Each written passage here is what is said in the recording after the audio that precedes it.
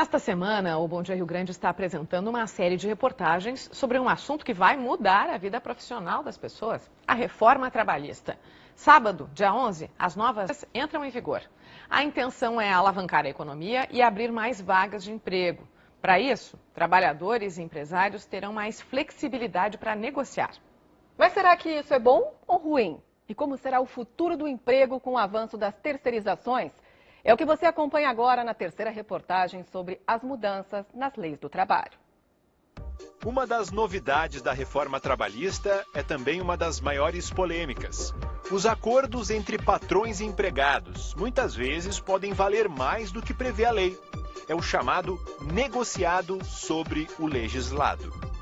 Para os trabalhadores em geral, convenções ou negociações coletivas podem alterar tempo de jornada de trabalho, banco de horas, intervalo, grau de insalubridade, plano de cargos e salário, entre outros pontos. Para funcionários com nível superior e com salário acima de 2 vezes o teto da Previdência, o acordo pode ser individual. A reforma não acaba direitos, ela não restringe direitos, inclusive porque não pode fazer isso. A Constituição estabelece eu diria, um núcleo duro de direitos, né, para os trabalhadores que não pode ser tocado. Não há nenhum dispositivo na reforma que retire esses direitos. É claro que num sistema em que os níveis de educação são baixíssimos, em que o trabalhador fica permanentemente temeroso de perder o emprego, até porque a obtenção do novo emprego às vezes demora 1 ano, ele se sujeita a coisas que em outras situações, né, ele não sujeitaria. Um ponto que preocupa mesmo quem defende a reforma é o fim da obrigatoriedade do imposto sindical, que era cobrado anualmente de todos os trabalhadores com carteira assinada. Será que com menos recursos os sindicatos terão força para fiscalizar os direitos trabalhistas?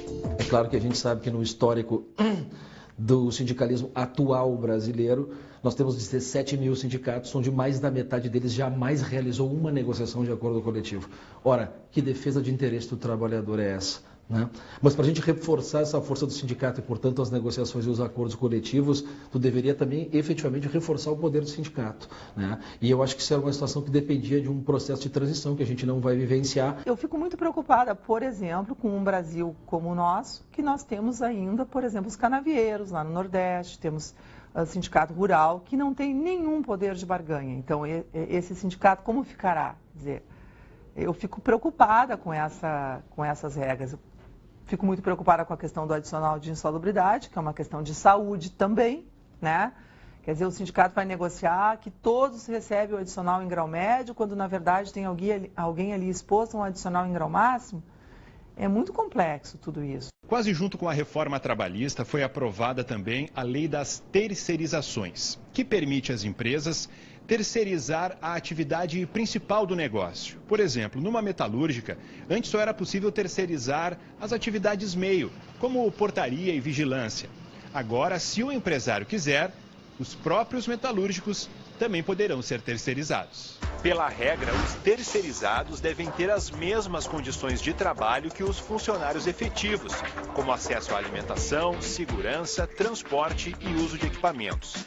A contratação de profissionais como pessoa jurídica é mais um dos vários pontos controversos da reforma.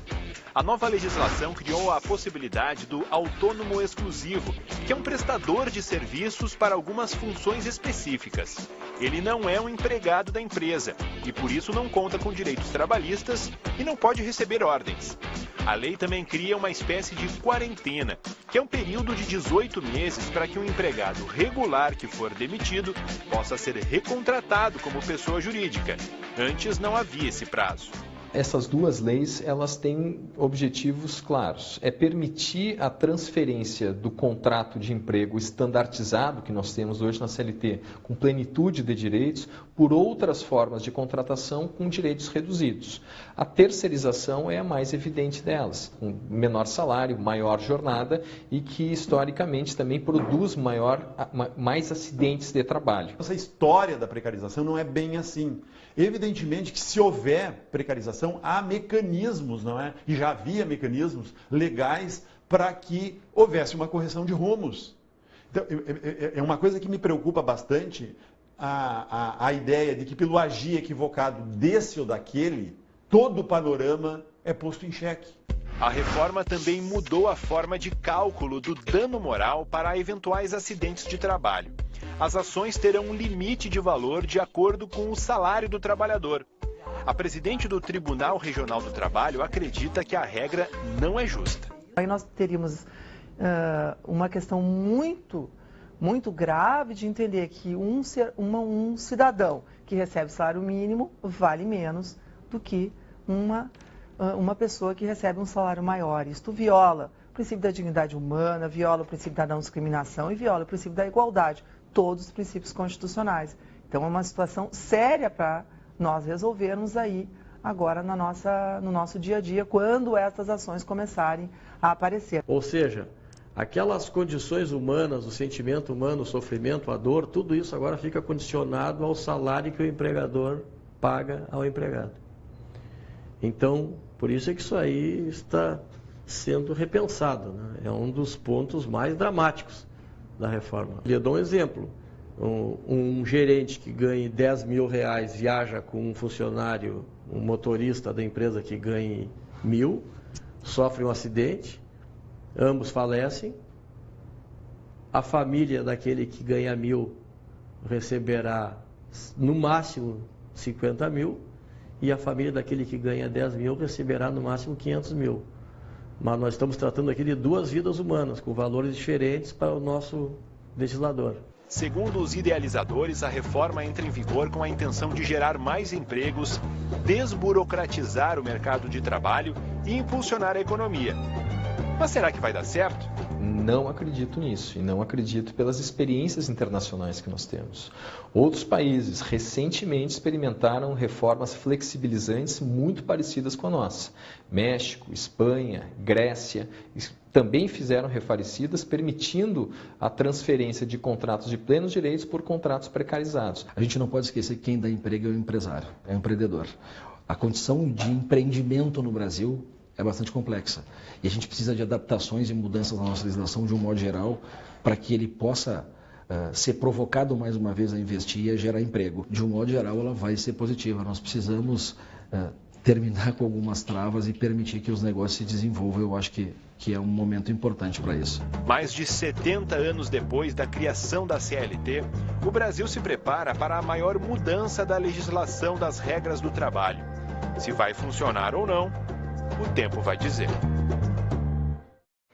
A reforma trabalhista é um assunto que gera muita discussão, tem pontos bastante polêmicos e é um assunto para a gente conversar também com o Cláudio Brito, que está conosco hoje. Bom dia, Brito. Bom dia Simone, bom dia Daniela, bom dia Rio Grande, bom dia trabalhadores do Brasil. Olha só, em primeiro lugar, vá no G1, acompanhe toda a série de reportagens que começou na segunda-feira. Parabéns, Josmar Leite, pela bela realização. Estudantes de direito, profissionais da área, sindicalistas, o resumo adequado, tecnicamente bem posto de tudo que está acontecendo em matéria de reforma trabalhista, você teve no Bom Dia Rio Grande de segunda até agora e ainda terá lá no G1. Nota 10 para todos que estiveram envolvidos nesta cobertura. Fico feliz em ser companheiro de toda essa gente. Mas atenção, a reforma trabalhista vem por uma lei que foi votada este ano, no dia 13 de julho. Foi publicada esta lei. Entra em vigor 120 dias depois, portanto, no dia 11. No dia 11, sábado. Alguém vai dizer, uma lei vai entrar em vigor no sábado? Sim.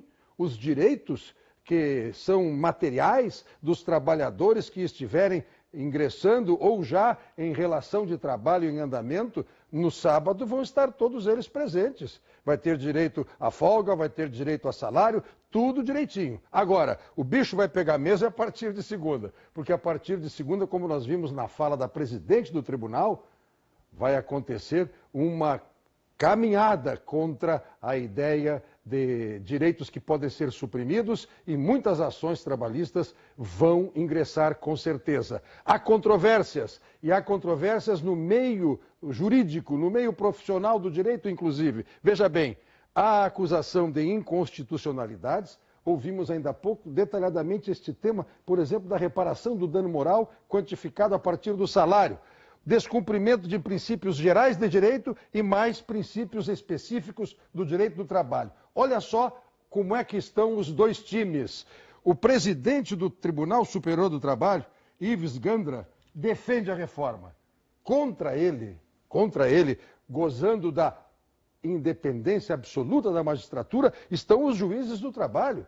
Até por sua entidade, a Associação Nacional dos Magistrados do Trabalho. Nota oficial, levantamentos feitos, houve inclusive um grande encontro em Brasília, há uma série de enunciados da ANAMATRA contra a reforma. A Ordem dos Advogados, a CNBB, os bispos do Brasil, têm manifesto contra muitos aspectos da reforma trabalhista. O Ministério Público do Trabalho, os auditores fiscais do trabalho, aqueles que vão examinar nas empresas como estão sendo feitas as coisas, e ainda juízes e promotores da Justiça Estadual e também da Federal. Por fim, nós temos fundamentalmente como grande alteração dizer que o negociado supera o legislado. Aquilo que houver no acordo da empresa com seu empregado, seja um acordo coletivo ou seja um acordo individual, superaria a legislação. Mas atenção, não podem ser suprimidos nem retirados direitos que estejam na Constituição Federal. Aqui é o seguinte, ó. Reforma trabalhista, eu estou estudando, além das matérias do Josmar, estou estudando aqui. Simone e Daniela, eu tenho uma proteção, vou puxar uma arma. Posso? Hein? Contra esta aqui, não há estatuto do desarmamento que vigore. Constituição neles. Bom fim de semana. Não, sexta-feira eu estou aí. Tchau. Hoje é quarta. Tchau, Brito, até sexta-feira. Mas